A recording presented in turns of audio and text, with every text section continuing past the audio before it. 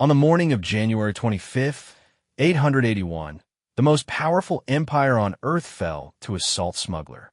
Huang Chao, a failed scholar turned outlaw, rode through the gates of Chang'an, the capital of the Tang Dynasty, at the head of an army of hundreds of thousands.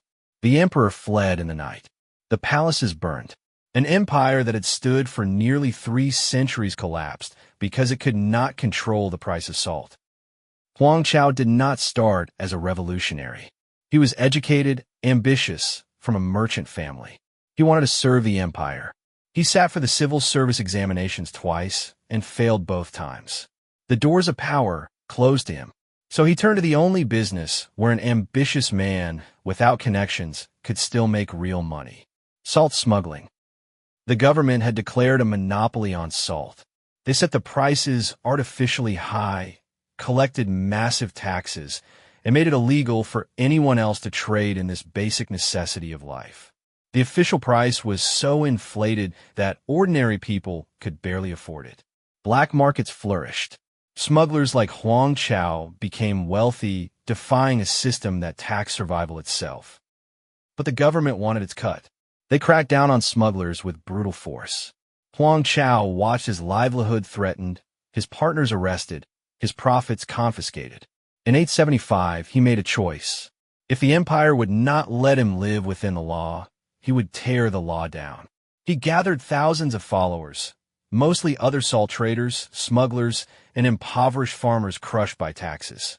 Within 6 years, he had conquered the capital and declared himself emperor of a new dynasty. The Tang Dynasty never recovered. The rebellion that began over salt taxes killed millions, shattered the empire's authority, and ushered in decades of chaos. All because emperors believed they could tax a necessity without limit and face no consequences. Let me take you back to the beginning, because this story starts not in 875, but over 1,000 years earlier in 119 BCE. China's salt monopoly was not an accident. It was a deliberate policy choice made by one man, Emperor Wu of the Han Dynasty, who needed money for his wars. Emperor Wu was ambitious. He launched massive military campaigns to expand China's borders, built grand palaces, funded lavish court ceremonies. All of this required money, far more than the treasury could collect through normal taxation. His legalist advisors saw an opportunity. Salt was essential. Every person needed it to preserve food, to survive. Demand was perfectly inelastic. No matter how high the price, people would pay.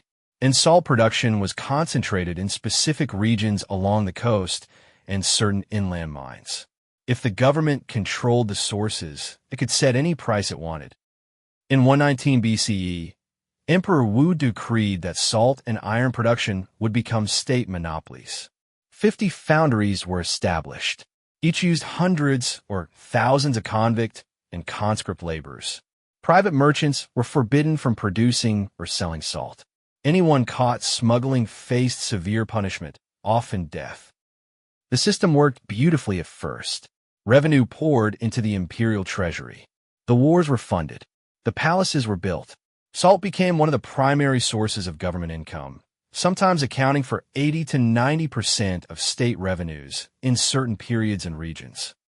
But there was a problem. The system only worked if the government maintained discipline. It only worked if officials did not become corrupt. It only worked if the monopoly price remained somewhat reasonable, somewhat connected to reality. The empire did not maintain discipline. Over the centuries, the salt monopoly became a machine for corruption. Elite merchants were selected by the government and authorized to collect taxes on salt. They made fortunes. The famous gardens of Suzhou were built by salt merchant families who had grown rich off government-granted monopolies. Officials took bribes to look the other way. Regional governors skimmed profits. The price of salt rose higher and higher, disconnected from any actual cost of production. By the Tang Dynasty, the system had reached grotesque extremes. One historian documented 42 different taxes collected just to transport salt across a single province, Hubei. 42 separate taxes on one commodity moving through one region. Each tax was an opportunity for an official to extract a bribe. Each checkpoint was a choke point where smugglers could undercut the official price and still make enormous profits. The government response was not to reform the system. It was to crack down harder. More inspectors, more checkpoints, more punishments. The penalties for salt smuggling became severe. Flogging, exile, execution. Not just for the smugglers themselves, but for their families. Collective punishment was the rule. If a man was caught smuggling salt, his wife could be arrested. His children could be sold into slavery. His parents could lose their property. This created a class of desperate, violent men with nothing to lose. Men like Huang Chao. Huang Chao was not the first salt smuggler to start a rebellion. He was not even the most successful. But his story shows the pattern most clearly. An educated man, shut out of power, who turned to smuggling because the system left no other path. A merchant who became an outlaw because the government made it impossible to earn an honest living under their monopoly.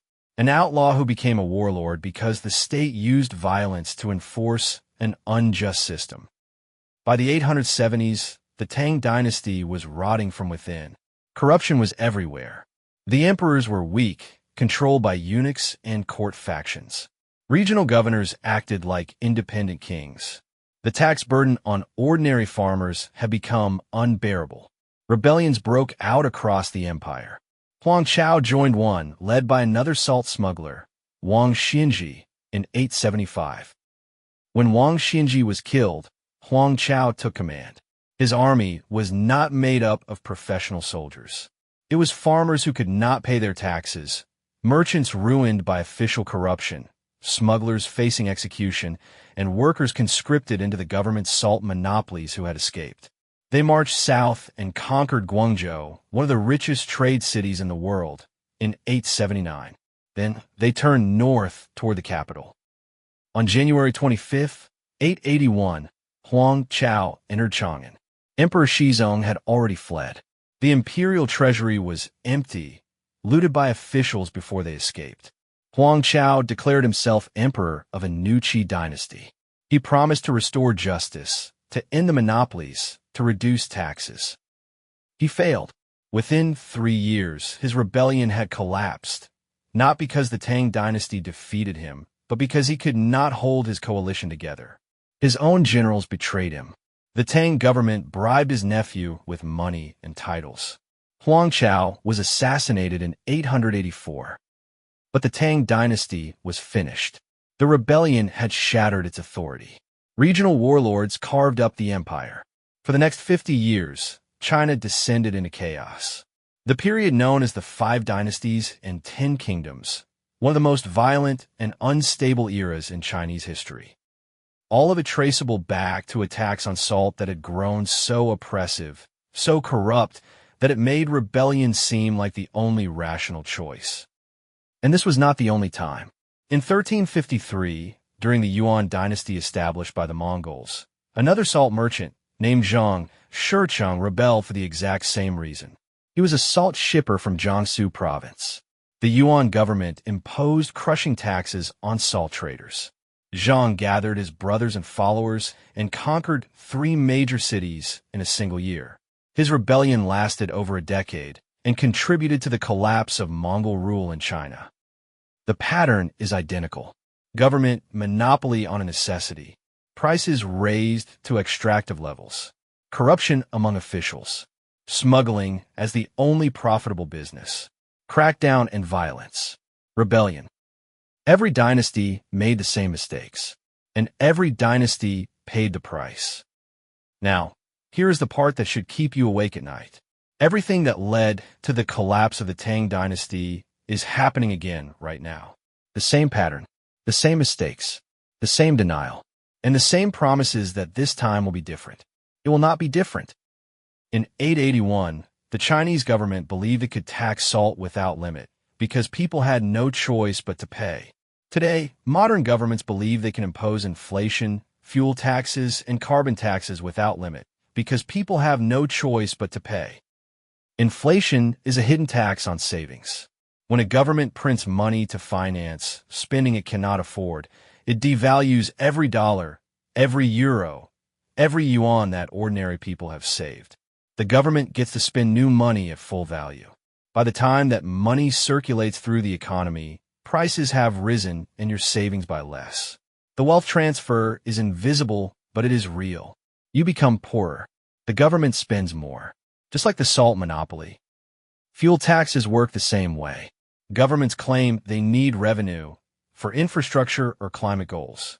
But the taxes fall hardest on people who have no alternatives. The farmer who needs diesel for his tractor. The worker who drives an hour to her job because she cannot afford to live closer. The small business that ships products across the country. They cannot stop using fuel. Demand is inelastic. So the tax is effectively unlimited. Just like salt. Carbon taxes are being sold as necessary to save the planet. But look at who pays.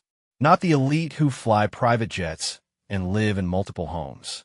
Not the corporations that receive exemptions and subsidies. Ordinary people. The single mother heating her apartment in winter. The pensioner paying more for electricity. The middle-class family whose cost of living rises while their wages stagnate.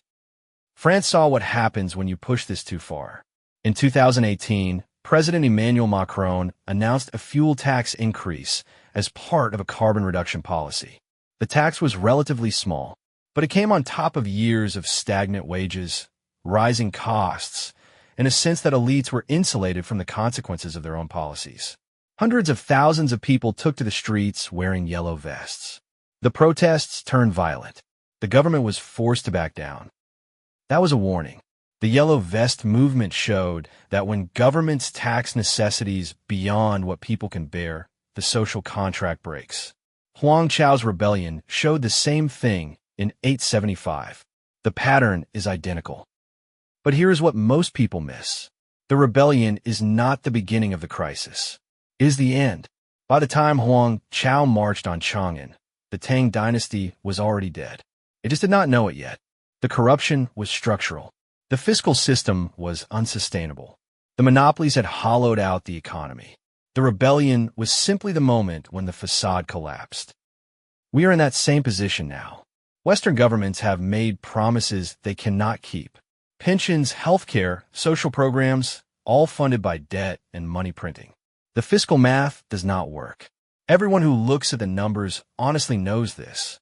But politicians keep promising that the system is sustainable, that we just need a few more taxes, a little more inflation, one more round of stimulus. They are lying. They know they are lying. Just like Emperor Wu knew the salt monopoly would create smuggling. Just like the Tang emperors knew the system was corrupt. They did it anyway because it was easier than making hard choices. You have the same choice now that ordinary Chinese people had in the 9th century. You can trust the government's promises. You can believe that this time will be different, that inflation is transitory, that taxes will only hit the rich, that the system is sound. Or you can look at the pattern. You can see that governments throughout history have used monopolies, inflation, and extractive taxation to finance spending they cannot afford. And every single time the bill comes due, sometimes in rebellion, sometimes in economic collapse, sometimes in the slow destruction of savings and the hollowing out of the middle class. What you do next is up to you. But understand this. When the Tang Dynasty fell, the people who had prepared, who had held hard assets, who had not kept all their wealth in the official currency, those people survived. The people who trusted the system lost everything. History is warning us. The question is, are you listening?